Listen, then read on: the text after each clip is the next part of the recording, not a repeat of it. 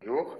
Donc, on va commencer le deuxième chapitre qui porte sur l'électrostatique. Donc, vous voyez donc sur la première diapo le plan du chapitre. Donc, on va voir en gros donc, la notion de charge électrique. Et puis, le plus important, donc, on va insister sur ces deux points-là, c'est-à-dire la force électrostatique,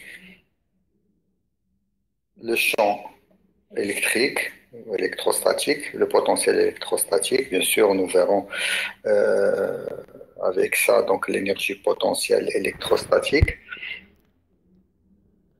et en particulier le mouvement d'une charge dans un champ électrostatique et puis et ses applications bien sûr qui seront très intéressantes au niveau de la biologie. Et puis à la fin, donc, on va voir des notions aussi importantes pour vous, la notion de condensateur blanc, d'accord, ses applications, et la notion de dipôle électrostatique ou dipôle électrique.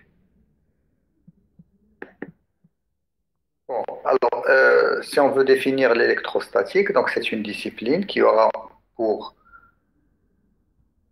objectif donc l'étude des effets de l'électrisation et puis de l'interaction entre corps électrisés, c'est-à-dire les corps qui portent les charges électriques. Alors, les charges, bien sûr, qui entrent en jeu dans ces phénomènes-là sont considérées comme fixes dans l'espace, d'où l'appellation électrostatique. Le mot statique présent dans donc, dans l'appellation électrostatique veut dire quelque chose qui n'est pas en mouvement. Donc on suppose, on est en train d'étudier l'interaction entre deux ou plusieurs charges qui sont supposées être initialement en mouvement. Donc, on va voir par la suite, bien sûr, que le fait qu'il y ait une interaction donc, entre les charges, ça veut dire qu'il va y avoir une attraction ou une répulsion, et donc la charge, par la suite, ne sera plus immobile. On peut la mettre en mouvement grâce à la force coulombienne. Bien. Alors, concernant les applications que l'on va avoir au niveau de la biologie, donc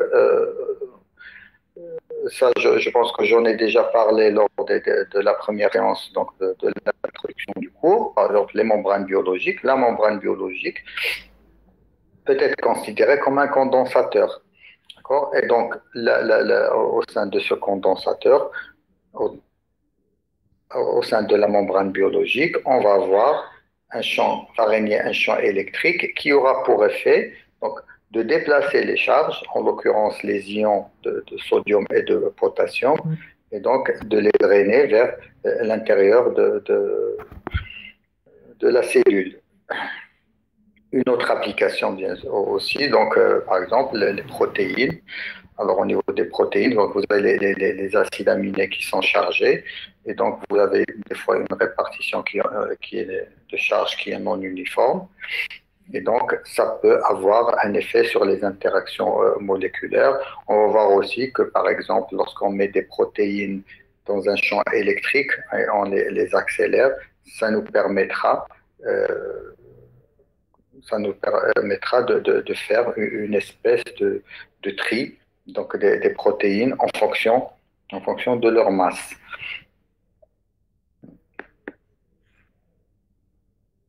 Bien, alors ce qu'on peut dire déjà sur la charge électrique, donc la charge électrique est une propriété intrinsèque de la matière. Et donc cette charge électrique, c'est ce qui va permettre à cette matière-là soit de produire un champ électrique, donc une charge électrique peut produire un champ électrique ou un champ magnétique si elle est en mouvement, d'accord, mais elle peut également subir l'effet d'un champ électrique ou d'un champ magnétique. Donc la charge électrique va être en quelque sorte la source de l'interaction électromagnétique, dans notre cas de la force électrostatique. D'accord? Donc, si vous n'avez pas de charge électrique, vous n'êtes pas sensible à à la force électrostatique. Bien, alors, de la charge électrique, donc peut être positive.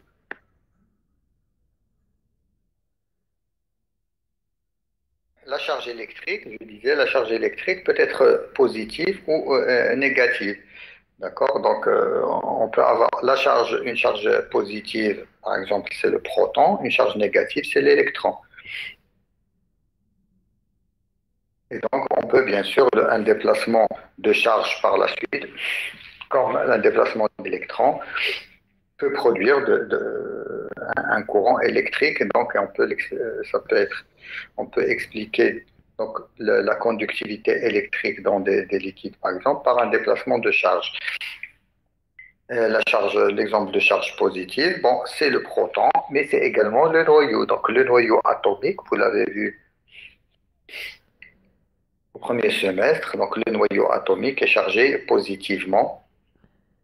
Et autour, vous avez des électrons qui gravitent autour, autant d'électrons que de protons. Et donc, ce qui fait que l'atome sera globalement neutre. Donc, la charge de l'atome étant nulle. Et donc, l'objectif de l'électrostatique, c'est de décrire les interactions entre les charges électriques et l'effet que peut exercer une charge électrique sur son environnement. Alors bien sûr, ce qu'on entend par environnement, c'est-à-dire que sur tout objet chargé qui se trouve dans son environnement. Donc là, donc c'est des exemples de charges. Et donc toutes les charges électriques sont exprimées en unité d'une quantité qui est la charge élémentaire E, et qui est égale à 1,6 à 10 à la puissance moins 19 coulombs. L'unité de la charge étant le coulomb. Et donc, lorsqu'on a un corps, par exemple, qui est neutre, et donc, si vous voulez qu'il devienne chargé, donc il faut lui faire perdre, lui donner, dans ce cas-là, il gagne, ou lui faire perdre, vous lui prenez des électrons, et donc à ce moment-là, s'il perd des électrons, il devient chargé positivement. S'il gagne des électrons, il devient chargé négativement. C'est le cas, par exemple, des ions. Vous pouvez aussi, bon, une façon très simple, c'est ce qu'on appelle l'électricité par frottement. Donc, en frottant un corps, bien sûr, vous arrachez des électrons à ce corps-là, et à ce moment-là, il devient chargé. Bien, alors maintenant, donc, on va définir la force électrostatique, c'est-à-dire la force qui va s'exercer entre deux charges électriques. On suppose qu'on a deux charges, donc pour simplifier, on a deux charges Q1 et Q2. Bon. Donc la force, les deux charges, on prend dans ce cas-là, alors Q1, le produit Q1, Q2 positif, ça veut dire que les deux charges sont de même signe. Donc, soit toutes les deux positives, soit toutes les deux négatives. Dans ce cas-là, on a une force de répulsion. Et donc, la force exercée par l'un sur la charge 2, le point d'application ou l'origine de la force, c'est la charge qui subit. Et donc, cette charge-là, elle est dirigée dans ce sens-là, et elle est égale. Donc, la loi de Coulomb me dit que la force, elle est proportionnelle au produit des deux charges et inversement proportionnelle au carré de la distance qui les sépare. D'accord? Et cette force-là, bien sûr, elle est portée par le vecteur U qui va de la charge 1 vers la charge 2. Bien. Donc, maintenant,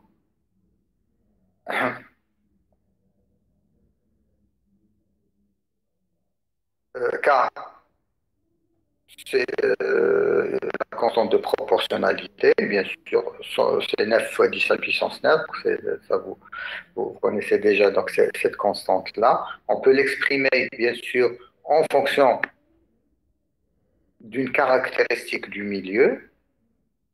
D'accord? Ça veut dire que K ici est égal à 1 sur 4 pi epsilon 0. Epsilon 0 est ce qu'on appelle la permittivité du vide. D'accord? Et donc, donc on connaît la valeur aussi, c'est une constante, donc on connaît la valeur. Bien sûr, cela suppose, si on utilise donc cette valeur de K avec epsilon 0, cela veut dire que l'interaction se fait dans le vide. D'accord? Donc, si vous vous trouvez dans un milieu, par exemple, on va le voir par la suite, lorsqu'on se trouve au niveau d'une membrane biologique, d'accord, il va falloir utiliser la permittivité électrique de la membrane lipide. Bien, et donc, ça, c'est la formule qui me donne la force. Et donc, bien sûr, on ne va pas, donc, comme je l'ai dit précédemment dans le cours, on ne va pas vous alourdir de notions de vecteurs, mais tout ce qu'il faut savoir, bon, c'est que pour savoir, avoir le sens de la force, il faut tout simplement avoir donc le produit des deux charges, ou bien est-ce que les deux charges sont de même signe ou de signes opposés.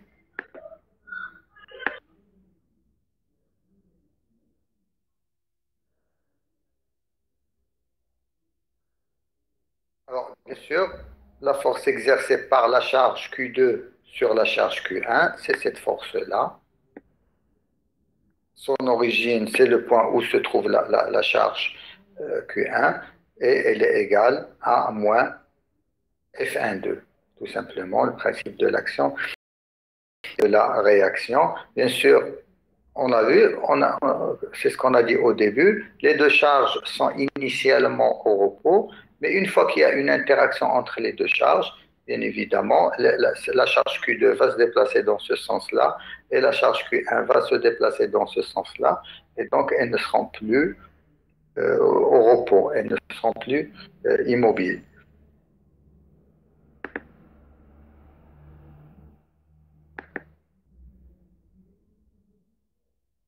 Bon, le deuxième cas, donc c'est pareil, lorsque les deux charges sont de signes opposés, c'est-à-dire on peut dire là que Q1, Q2 est négatif.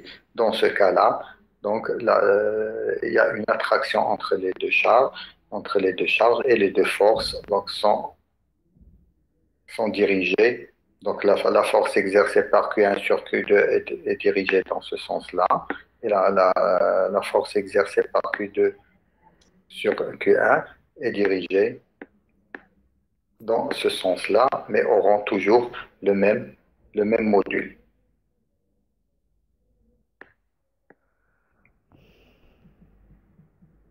Bien, alors on va prendre quelques exemples. Alors si je prends deux charges, donc une charge Q1 égale à moins 5 microcoulombs, une charge Q2 égale à moins 8 microcoulombs, et qui sont séparées par une distance de 30 cm. Donc si je fais le calcul, bien sûr c'est une force qui est répulsive. D'accord? Toutes les deux charges sont négatives, donc c'est une répulsion. Et donc le module de la force, l'intensité, donc qui est le module de la force, donc c'est Q1, donc c'est 5, c'est K, bien sûr, c'est 9 fois 10 à la puissance 9.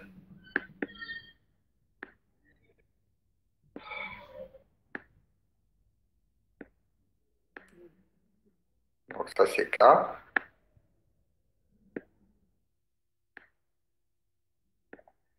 D'accord? Multiplié par Q1, multiplié par Q2, divisé par la distance au carré. Alors bien sûr ici, il faut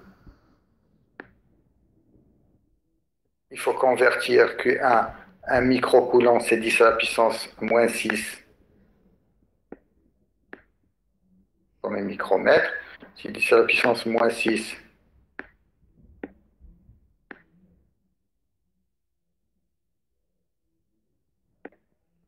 coulomb. D'accord? Et bien sûr, la distance aussi, on doit la convertir en mètres. D'accord? Et utiliser donc la constante K égale à 9 10 à la puissance 9 Et donc avec ça, donc si on fait le calcul, on trouve une force F. Bien sûr, la force, elle est en newton. Donc la force F, on trouve quelque chose comme 4 newtons.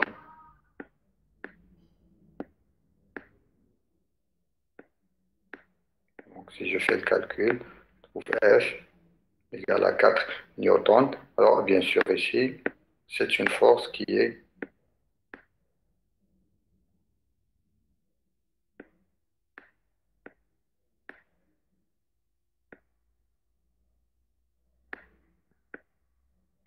répulsive.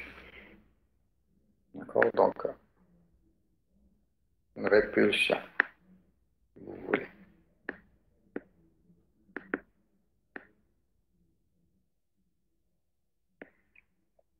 Bien. Donc là, bon, c'est 5. Bon, c'est 9. En fait, ça fait 9. 9 multiplié. Alors 5 fois 8, ça fait 40.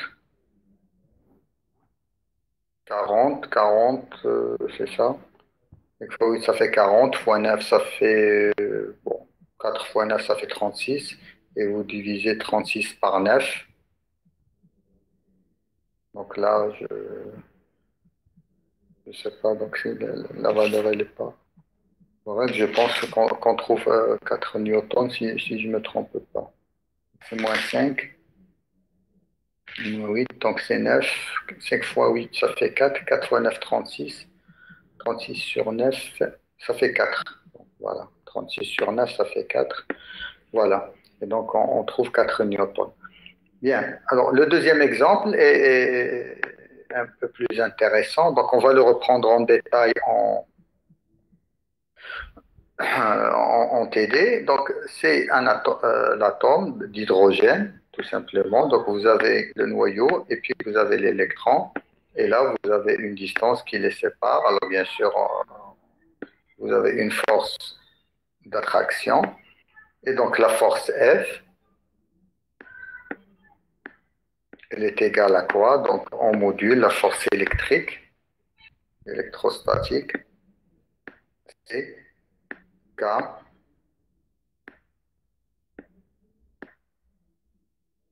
multiplié par la charge au carré. Bien sûr, la charge 1 multipliée par la charge 2. Donc, le noyau d'hydrogène, il a une charge Z égale à 1, positive, sur le rayon, la distance au carré, c'est le rayon au carré. Donc ça, on va le voir, et c'est ce que vous avez vu par exemple en atomistique, le long de son mouvement, d'accord, c'est un mouvement de rotation, et l'électron, il fait un mouvement de rotation avec une vitesse, bon, on va voir une vitesse angulaire constante, et il va rester, la distance qui le sépare du noyau reste constante, bien sûr, elle est égale au rayon, et donc la force qu'il subit, l'attraction qu'il subit est toujours la même en tout point de sa trajectoire. Donc, si on fait le calcul, K fois, donc on prend donc on a les masses, on a tout. Bon, pour le moment, on n'utilise pas les masses, et donc ça nous donne quelque chose qui est de 8,2 fois 10 à la puissance moins 8 newtons. Alors, si je veux comparer ça pour un objet tout petit chargé, d'accord, une particule telle que l'électron qui est chargé, si je calcule son poids, d'accord, c'est m fois g, je trouve la force gravitationnelle qu'elle subit, elle est de 3,6 multiplié par 10 à la puissance moins 47 newtons. Ce qui veut dire que Fg sur Fe est de l'ordre de 10 moins 40. Et donc, ça veut dire que, bon, bien sûr, souvent, c'est ce qu'on va faire. On va négliger la force gravitationnelle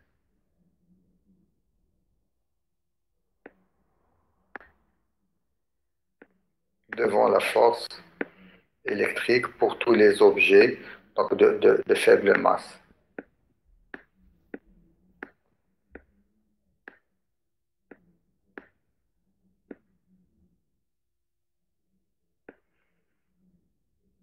Donc, c'est la première chose que l'on peut déjà sortir donc, que l'on peut apprendre sur l'ordre de grandeur, donc à cette échelle de la matière, du rapport entre la force électrique et la force gravitationnelle.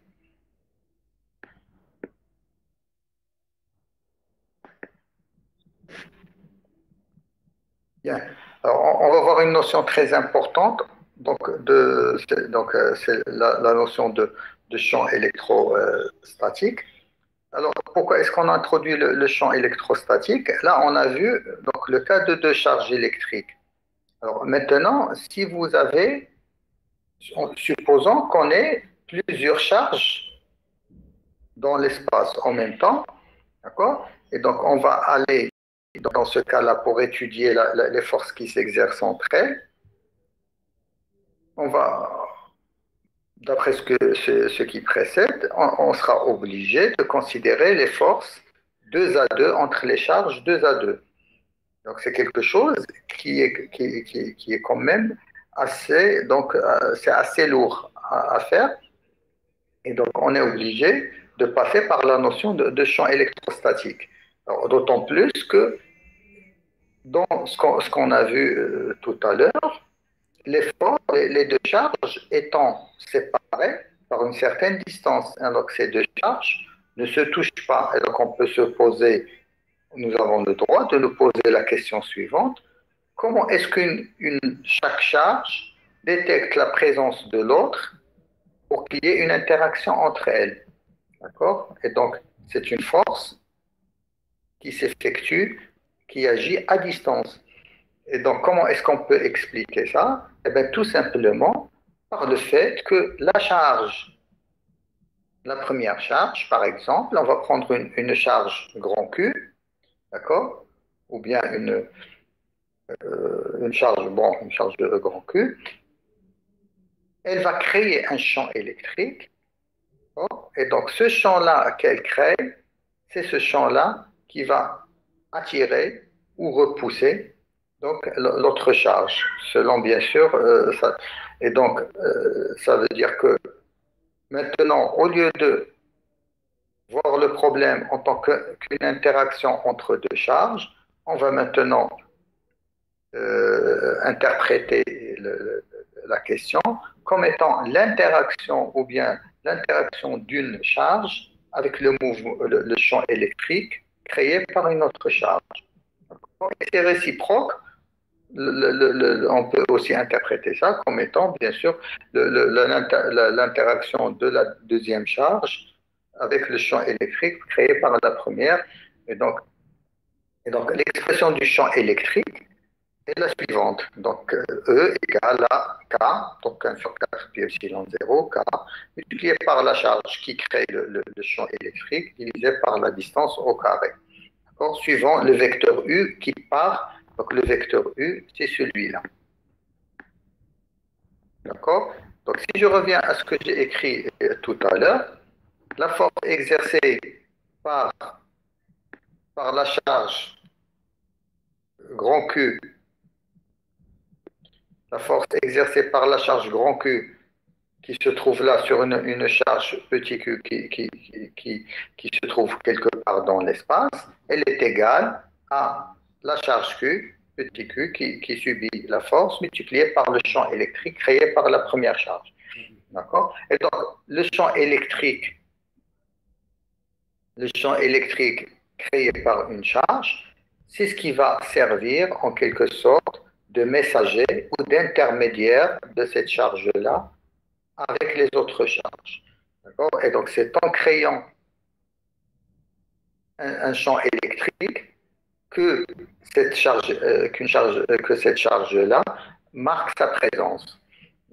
Et donc, si je reviens maintenant au champ électrique, on a dit que E égale à K fois la charge électrique sur R au carré suivant le vecteur U. Maintenant, si la charge Q est positive, si la charge Q est positive, toujours bien sûr, ça c'est le vecteur U. Si la charge Q est positive, le champ électrique est dirigé suivant U. Et donc le champ électrique, en tout point de l'espace, s'éloigne de la charge qu'il a créée. Donc ça c'est général. Le champ électrique créé par une charge positive est dirigé, s'éloigne de cette charge-là. Alors, par contre, si la charge est négative, donc ça c'est le vecteur U, et donc le champ électrique va être dirigé dans le sens contraire de U. Et donc, une charge négative va créer un champ électrique qui va revenir vers elle. Bon, alors, en termes d'intensité, c'est ce qui nous intéresse, le champ électrique créé par une charge Q, qu'elle soit positive ou négative, c'est la constante K multipliée par la valeur absolue de, de, de la charge divisée par R au carré. Et donc, on a toujours cette dépendance. Comme pour l'interaction gravitationnelle qu'on a vue dans le premier chapitre, on a cette dépendance en 1 sur R au carré. Ça veut dire que plus la distance est grande et plus l'intensité de la force diminue. Donc, et plus aussi, plus l'intensité du champ électrique créé par une charge, plus on s'éloigne de la charge, et plus l'intensité du champ électrique qu'elle crée va diminuer. Et donc le champ électrique créé par une charge, bien sûr, est très intense quand on est vraiment très proche de cette charge-là, et c'est là que l'on subit la force la plus intense.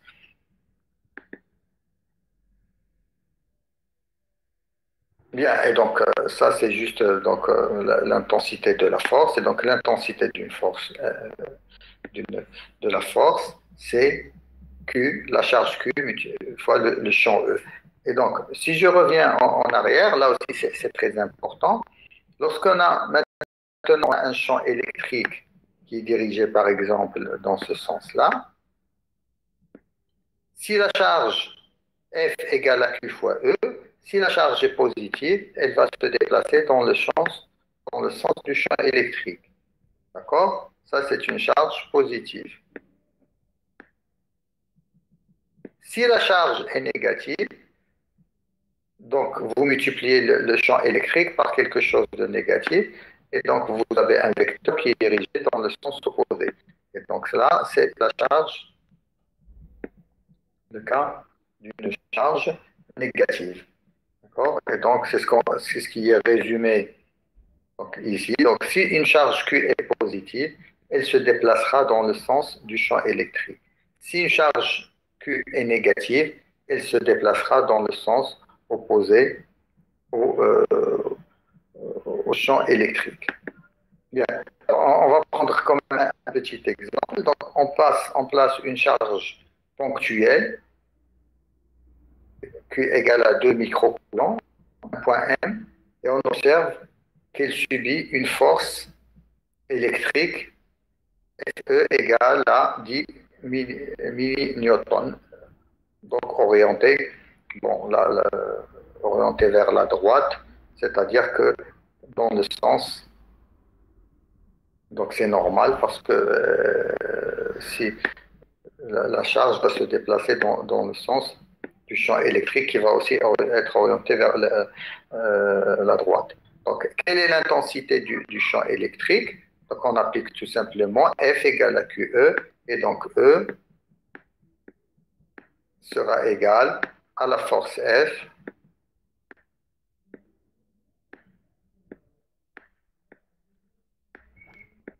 divisé par la charge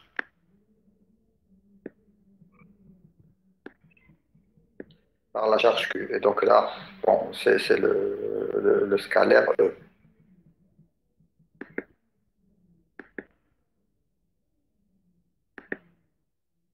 Bien, et donc si on fait le calcul, donc c'est le champ, la force F, c'est 10 à la puissance moins 2, divisé par 2, 10 moins 6, et donc ça vous fait quelque chose comme 5, 10 à la puissance 3.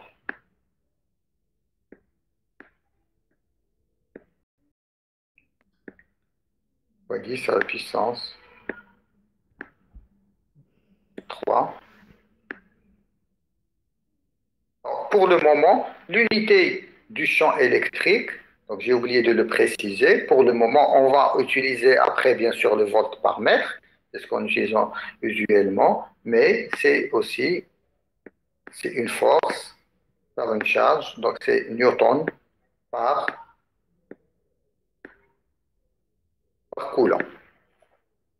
Donc c'est des newtons par des coulombs. Bien, donc la deuxième question, donc on vous dit donc ce qui veut dire que 1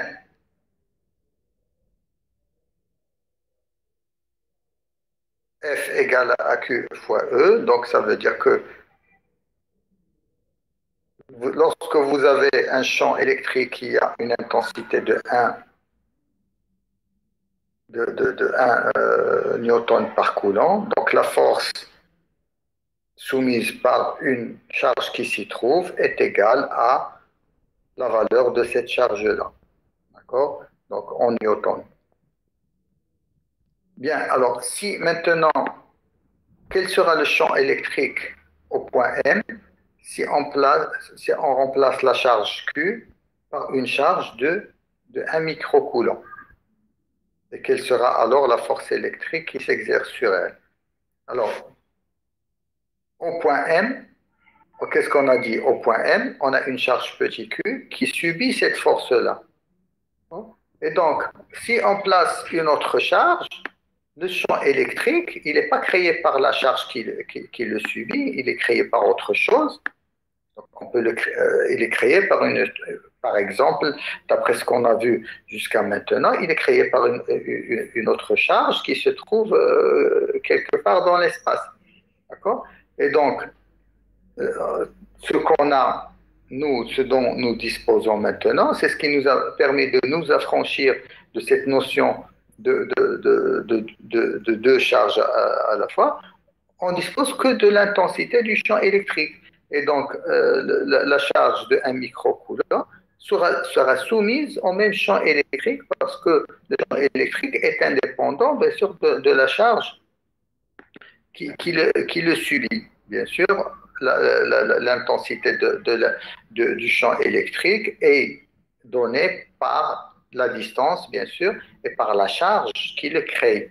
Et donc, le champ électrique, il sera le même, il sera constant. Donc, c'est la même chose. D'accord? Par contre, maintenant, une charge de 1 microcoulomb va subir une force égale au champ multiplié par la charge. Comme le champ est le même, là, on est passé de 2 microcoulombs à 1 microcoulomb. On n'a pas à faire de calcul. On a divisé la charge par 2 et donc la force devient égale à la première force divisée par 2, c'est-à-dire à 5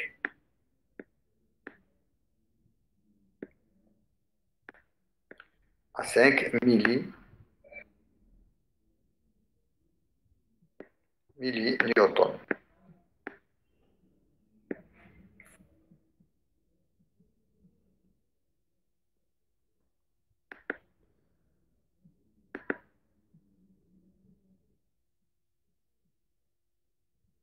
Bien, donc on va voir une notion qu'on a peut-être déjà vue, la notion d'énergie potentielle.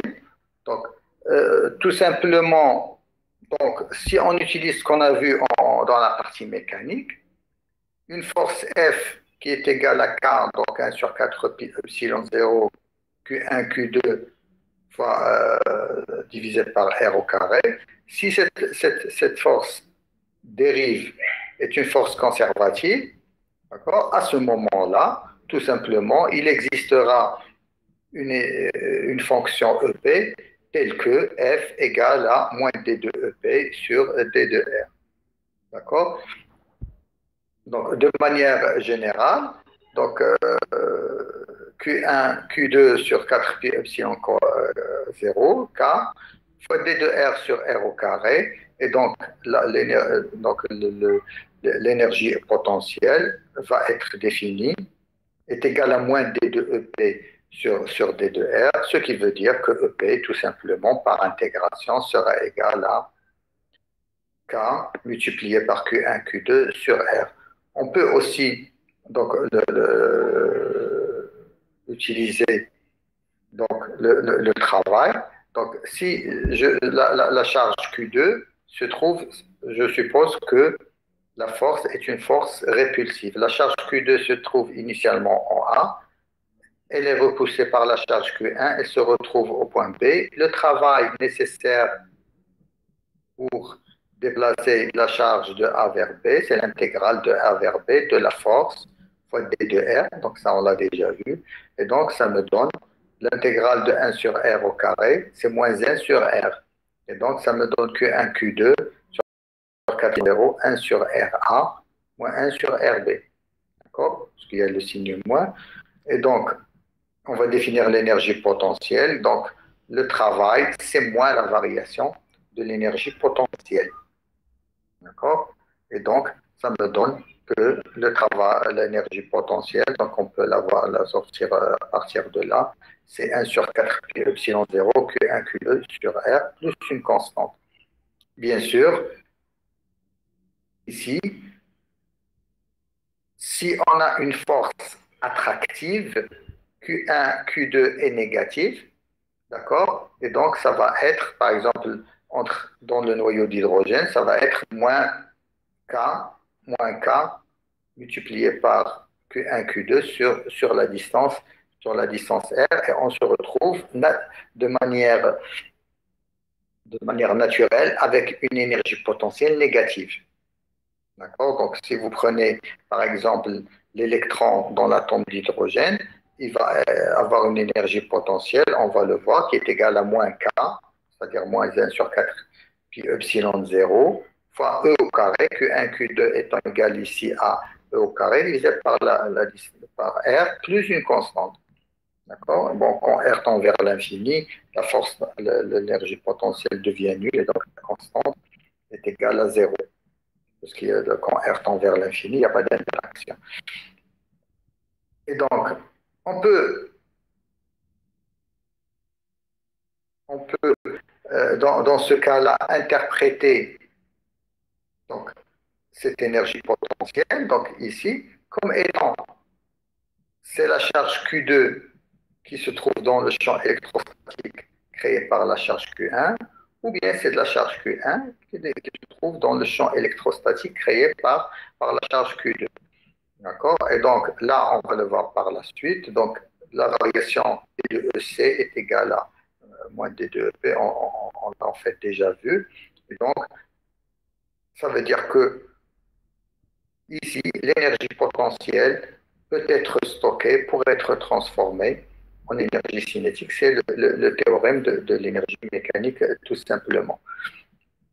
Et donc, l'énergie, ce qu'il faut retenir ici, c'est que l'énergie potentielle électrostatique, elle est égale à cette expression-là, bien sûr, qui va, alors on n'est pas dans le cadre de l'interaction gravitationnelle où on a déjà le signe, parce que l'interaction gravitationnelle est toujours, la force gravitationnelle euh,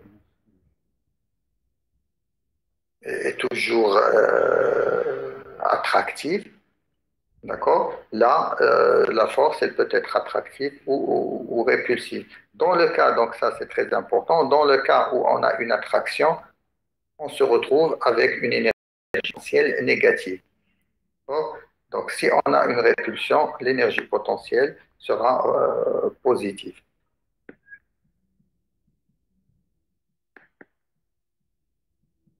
Bien, donc, et bien sûr, à partir de là, on peut définir ce qu'on appelle le potentiel électrostatique.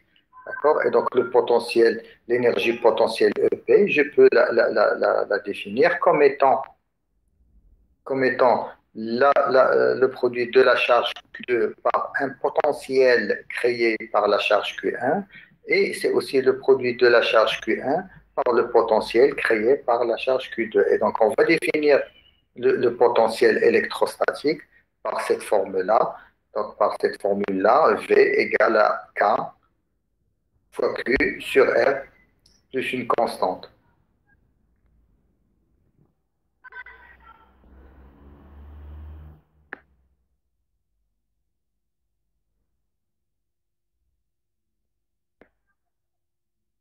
là, si je regarde bien sûr ce potentiel-là, V de R, ce n'est rien d'autre que moins la dérivée du champ électrique par rapport à R. Donc, pardon, si je regarde ce potentiel-là, le potentiel, le champ électrique E est égal à moins D de V sur D de R. Et donc, ici, vous avez E, comme c'est 1 sur R, donc c'est la dérivée, donc c'est moins. Donc, c'est ce qu'on appelle un gradient de potentiel ou une variation de potentiel. Donc là, on va avoir une deuxième façon. Donc, E égale à moins D de V sur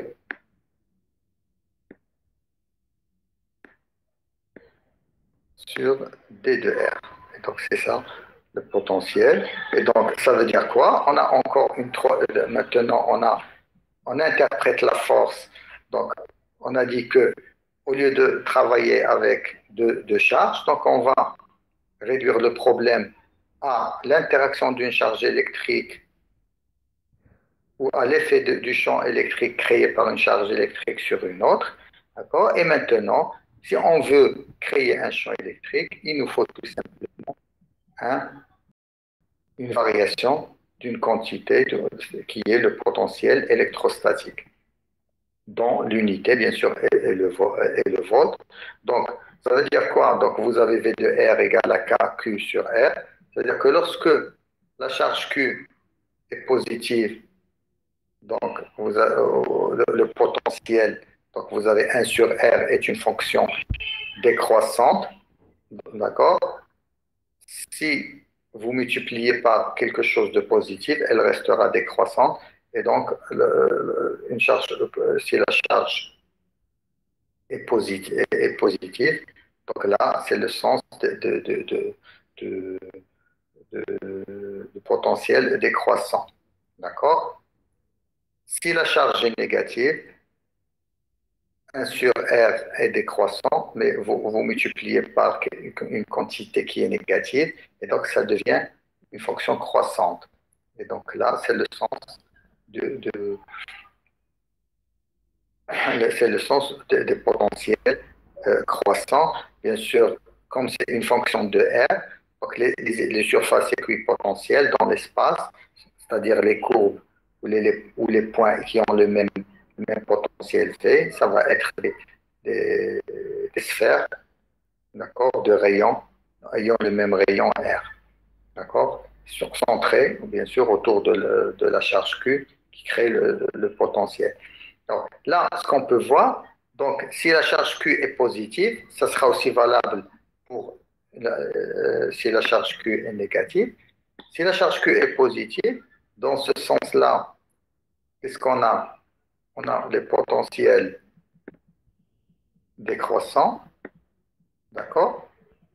Et en tout point de l'espace, le champ électrique s'éloigne de la charge, d'accord? Si la charge est négative, là, c'est les potentiels croissants, d'accord? Dans ce sens, c'est décroissant et le champ électrique est dirigé dans ce sens-là. Qu'est-ce que cela veut dire? C'est-à-dire que le champ électrique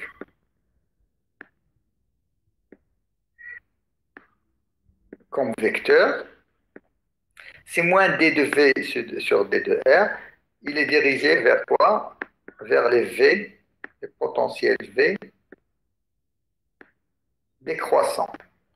C'est-à-dire que si vous avez deux plaques, donc pour créer une différence de potentiel, vous prenez deux plaques, une chargée positivement et une chargée négativement. Donc, tout simplement, le champ électrique va être dirigé vers la plaque chargée négativement. D'accord? Du fait que c'est un cas particulier de cette constatation-là, selon laquelle le champ électrique est toujours dirigé vers les potentiels décroissants. D'accord? Et donc là, pour résumer, si je veux avoir donc une force électrostatique, il faut que ma charge Q se trouve dans un champ électrique créé par une autre charge, d'accord? Et bien sûr, ce champ électrique, je peux aussi le créer par l'intermédiaire d'une différence de potentiel ou d'une variation de potentiel. D'accord? C'est ce qu'on observe ici. Bien sûr, le potentiel, il varie en fonction de R. Et donc, le champ électrique, il est créé par cette variation, la variation de ce potentiel R en fonction de R. Bien. Alors,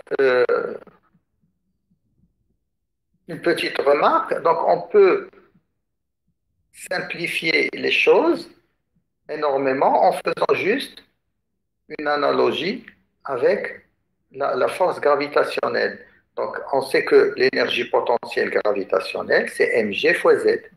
D'accord? Et donc, on sait que l'énergie potentielle, d'accord, c'est la charge, c'est la masse multipliée par le potentiel gravitationnel. D'accord? Et donc, on peut définir le potentiel gravitationnel, V, comme étant le rapport entre l'énergie potentielle gravitationnelle divisé par la masse m. Et donc, ça me donne G, Gz. Donc, en tout point Z, donc j'ai un potentiel égal à G. Donc, si je fais cette analogie, je peux définir le potentiel électrique comme étant l'énergie potentielle électrique divisée par la charge. Parce que dans le cas de la force électrique, il suffit de remplacer la masse par la charge. Et donc, l'énergie potentielle d'une charge dans un champ uniforme E, d'accord? L'énergie potentielle, là, c'est, donc la force, c'est égal à QE, d'accord? Si le champ est uniforme, donc ça veut dire que l'énergie potentielle, c'est QE fois Z, d'accord? Et donc le potentiel, V, on peut le définir comme étant le produit du champ électrique multiplié par l'axis Z. Et donc, maintenant, si je me trouve entre deux points séparés par une distance t, un point A et un point B, séparés par une distance t, d'accord? Si le champ électrique est uniforme, qu'est-ce que ça veut dire uniforme? Ça veut dire que son intensité est la même entre les deux points, d'accord? Sa direction pareille. Et donc, la variation, la différence de potentiel entre ce point-là et celui-là, delta V, elle est égale à, bien sûr, plus ou moins, d'accord? Vous avez E fois D, d'accord? Delta Z, E fois delta V, c'est E fois delta Z, c'est-à-dire plus ou moins E multiplié par la distance t. Donc, c'est la relation qu'on a souvent entre la différence de potentiel delta V et le champ électrique lorsque, bien sûr, ce dernier est uniforme.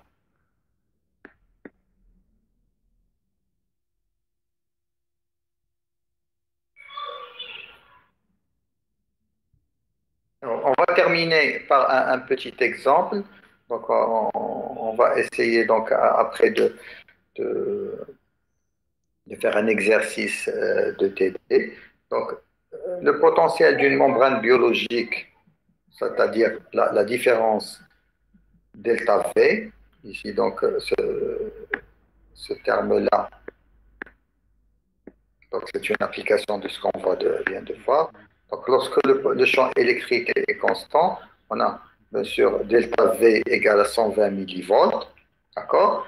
La force exercée sur un ion K+, à l'intérieur de cette membrane, elle est égale à 3,2 fois 10 à la puissance moins 12 newtons. Calculer l'intensité du champ électrique.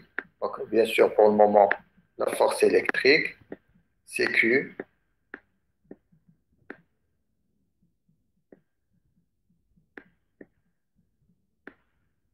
multiplié par le champ électrique. Un ion K+ a une charge égale à petit e. Donc, c'est E fois E. Et donc, je peux déduire le champ électrique comme étant E égale à 1,6 10 moins 18 19 coulombs, donc ça on le sait. Et donc E, c'est la force divisée par petit e. Et donc ça me donne E égale à F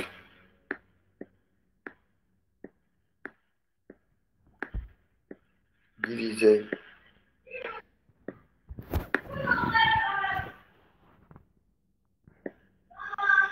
par petit e. Et donc,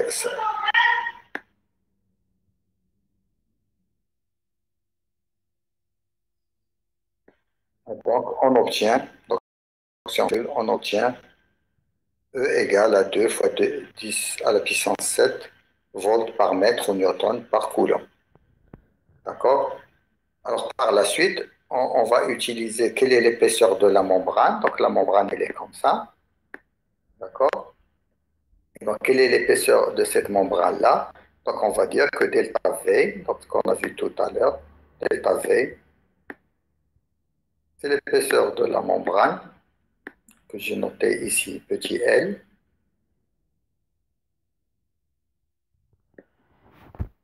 multiplié par le champ électrique,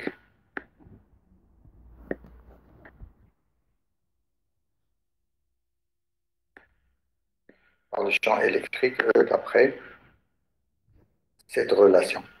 D'accord? Et donc, delta V égale à L fois E.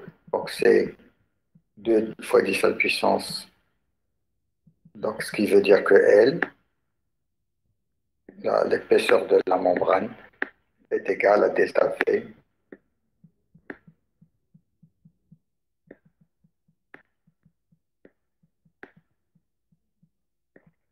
divisé par E.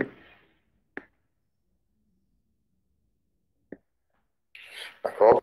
L égale à delta V divisé par E. Donc, c'est-à-dire 120 fois 10 à la puissance moins 3 divisé par E, c'est-à-dire 2 fois 10 à la puissance 7. Et donc 10 moins 3 avec 17, 10 moins 7 qui va monter, c'est 10 moins 10. Et donc ça fait 120 sur 2, ça fait 60, 10 moins 10. Alors bien sûr, c'est mètres. Et donc ça me donne 60.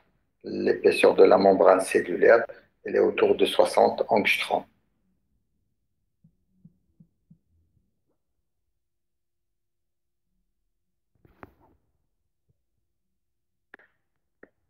Bien. Alors, si maintenant on veut résumer, maintenant cet ion K+, c'est une charge positive, d'accord? Il va aller vers l'intérieur de la cellule, comme F égale à Q fois E, et donc une charge positive, donc la force F est dirigée dans ce sens-là, elle va le mener vers l'intérieur de la cellule, d'accord? Le champ électrique, pareil, est dirigé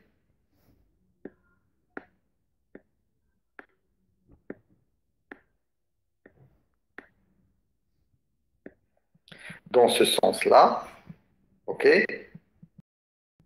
Comme le champ électrique est dirigé vers les potentiels décroissants, donc on peut dire que là, cette face là de la membrane cellulaire est chargée négativement, et celle-là, elle est chargée positivement. D'accord? En quelque sorte. Et donc, ce qui est normal, donc on retrouve toujours des choses qui sont cohérentes. Une charge positive est attirée par une charge négative, donc par un potentiel négatif. Et si c'était une charge négative, elle se serait déplacée dans le sens opposé ou dans le sens contraire du champ électrique et serait dans ce cas-là attirée par la phase positive, donc par la charge positive, donc ce qui reste cohérent donc, par rapport aux connaissances que vous avez eues donc, en secondaire, si vous voulez. Bien, donc je pense que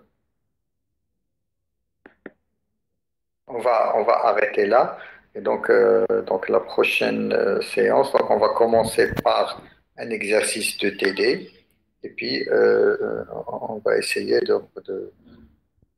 bon, un ou deux exercices de TD, on va terminer aussi. Donc, on va faire la deuxième partie du cours. À bientôt.